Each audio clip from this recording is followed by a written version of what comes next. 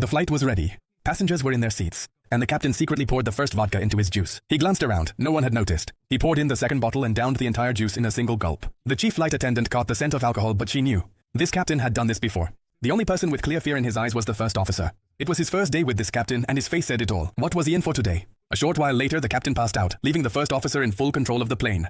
The flight was smooth, the destination was close, everything was fine. But then, the plane jolts violently. Passengers scream, the crew is thrown against the walls. And just then, the captain wakes up, completely calm, as if he knew exactly what was happening. The first officer realized it. The elevator system was failing. The captain told the flight attendant, "Tell everyone everything is fine, no matter what." But the very next second, the plane goes into a nosedive. One flight attendant couldn't make it to her seat and was tossed through the cabin. The first officer pulled the speed brake, but it did nothing. Everyone's breath caught in their throats. The captain screamed into the radio to ATC, "We need an emergency landing now!" But the plane was falling so fast, any hope of survival was nearly gone. The captain ordered, "Dump all the fuel!" The first officer did, but it caused the overhead cabin locks to spring open. Another flight attendant passed out from the jolts and collapsed. Now the plane was in a freefall. Sharp warnings, vibrations, passengers' screams, everything at once. And then, the captain made a decision that perhaps no pilot had ever made in their life. "We're going to roll the plane." The first officer's eyes widened. "What? At 800 meters?" The captain said, "If we're going to survive, this is the only way."